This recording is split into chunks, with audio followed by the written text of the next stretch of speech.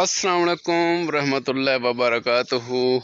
हम लोगों से खुश आमदीद ते मैं हाँ तुहाडा होस्ट मुहम्मद तलहा। बड़े दिहाड़ियां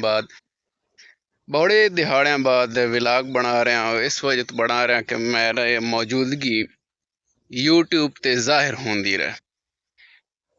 विचों मैं शॉर्ट्स बनांदा रहा ते व्लॉग कोई ना बनांदा रहा।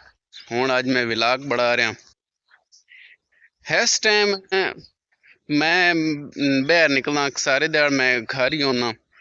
ऑफिस मैनेजमेंट दी क्लास तो बाद तकरीबन मैं घर ही होना।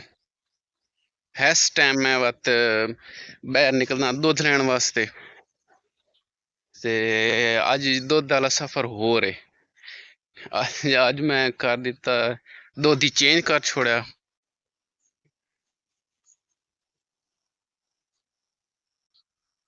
बड़ा टैट बिल्ला ही तो मैं उत्थे अपड़ के मिलदा।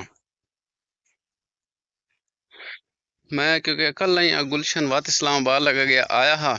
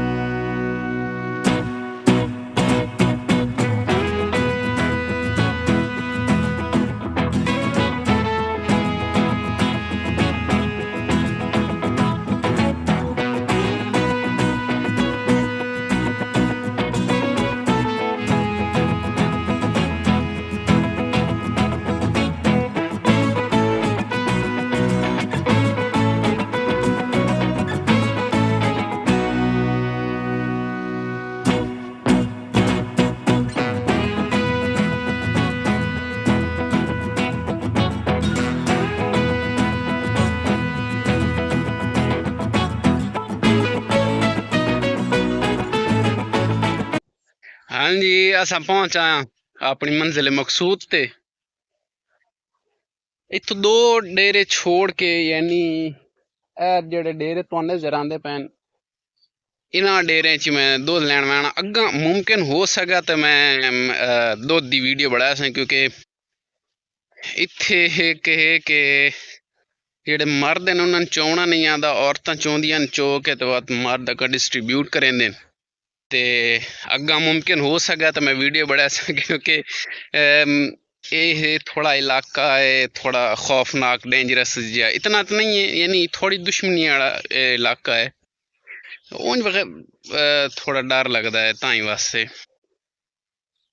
ए जेड़े मेरे पिछू तुसां डेरे वेदे पे हो ना मैं सही फोकस जान के ना कर रहा इन डेरे तो मैं दुध लैन वैना यानी यदि थोड़े बैक साइड ते डेरा है उथों मैं दुध लैन वैना। असा दुध कीता चेंज उसकी वजह यह आई कि दुध हुण थोड़े महंगे हो गए 150 तो अगे 140 तो आई ते असा बात चेंज कर लिया। इत्थे 140 दे रहे हैं असा बात ताई वास्ते इत्थे इन्ना कोल दुध लवा लिया। वैने अग्गा दुध लैन उम्मीद है चोया प्यो सी क्योंकि कल मैं इस टाइम गया तो लेट हो गया। Ora buddhia account से अगर उन कमी करना पड़ती है कठोर फॉर्म ला उसी ले